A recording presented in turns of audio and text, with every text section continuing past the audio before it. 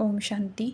आज हम समझेंगे योग क्या है और क्यों करना ज़रूरी है और उससे हमें क्या प्राप्तियां हैं। सबसे पहले योग को समझने से पहले हमें दो चीज़ों को जानना बहुत ज़रूरी है। पहला, योग और योगा में दोनों में डिफरेंस है। योग मतलब होता है जुड़ना, अपनी आत्मा को उस निराकार परमात्मा से जोड़ना ही योग कहलाता है। वहीं योगा अर्थात शारीरिक प्राणायाम से है। अब योग जो हम सीखने वाले हैं वो सीखने वाले हैं राजयोग मेडिटेशन। इसमें अपने आप को देह भान से अलग कर, शरीर के भान को छोड़कर अपने स्वधर्म यानी आत्मिक स्थिति में स्थित होना और फिर अपने आप को उस निराकार परमात्मा से जोड़ना। अब परमात्मा से जुड़ के होगा क्या? जिस तरीके से आत्मा एक बैटरी की तरह है, तो हम जब परमात्मा से जुड़ते हैं तो हमारी बैटरी चार्ज होती है, आत्मा में शक्ति आती है। कोई भी परिस्थिति आपके सामने आएगी तो आपको उसको लड़ने सहने की शक्ति अपने आप आ जाएगी। ठीक है, आत्मा की शक्तियाँ बढ़ेगी।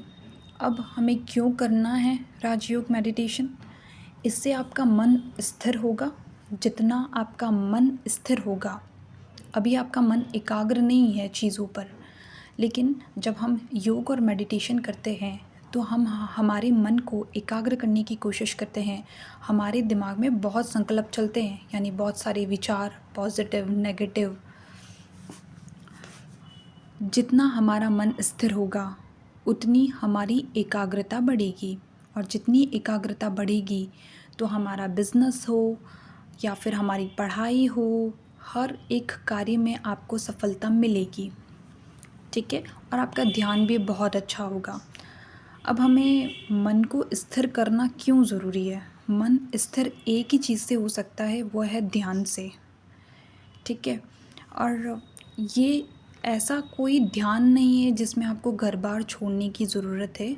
ये सरल और सहज राजयोग है, इसे चलते फिरते भी किया जा सकता है। ठीक है, और इससे होगा क्या? आप अपनी लाइफ को एक बैलेंस की तरह जी पाएंगे। आज हमारा मन 10 जगह भागता है। एक एग्ज़ाम्पल से इसे समझते हैं। एक बच्चा है, उसे मैं कहती हूँ पेंटिंग करनी है आपको अभी। उसका मन और बुद्धि सिर्फ पेंटिंग करने में होता है, कहीं और किसी और काम में बिज़ी नहीं। वहीं अगर मैं उस बच्चे की मदर को बोलूँ कि आप पेंटिंग करो, और आपके घर में आज कोई गेस्ट आने वाले हैं, आप उनके लिए खाना भी बनाना है आपको, तो आपका पूरा ध्यान उस पेंटिंग पर न होकर कि मैं क्या बनाऊं, क्या मुझे बनाना है, उस पर होगा। तो ये एकाग्रता को नहीं बताता। अभी जो बच्चा है और माँ है, इन दोनों की जो स्थितियाँ हैं वो अलग अलग हैं। बच्चा एकाग्र है उस टाइम पर उस काम को करने में, वहीं उसकी जो मदर है वो एकाग्र नहीं है। तो वो एकाग्र हो जाए जब जो टाइम है उस टाइम पर आपका मन बुद्धि एकाग्र होकर उस कार्य को करे। ये राजयोग से ही हो सकता है, अर्थात आप ध्यान और मेडिटेशन करेंगे तो उससे आपकी एक्यूरेसी बढ़ेगी। होगा क्या जब हम ध्यान और योग करते हैं? इससे फ़र्क क्या पड़ता है? देखिए, अभी मैं आत्मा हूँ, जिस तरीके से मैं एक एनर्जी हूँ, है ना, हम सब एनर्जी हैं। और हम जैसे जैसे कोई भी विचार करते जाते हैं तो हमारे आसपास एक वाइब्रेशंस बनती चली जाती हैं। अगर मैं कोई गंदे विचार कर रही हूँ तो मेरे आसपास की जो वाइब्रेशन होगी वो नेगेटिव वाइब्रेशन होगी। तो कोई भी मेरे पास आएगा, मेरे ऑरा में वो समझ जाएगा, नेगेटिव वाइब्रेशन को कैच कर लेगा। उसी तरीके से पॉजिटिव विचार करेंगे तो पॉजिटिव वाइब्रेशंस होंगी। जैसे हम विचार करते हैं वैसी हमारी वाइब्रेशन होती है।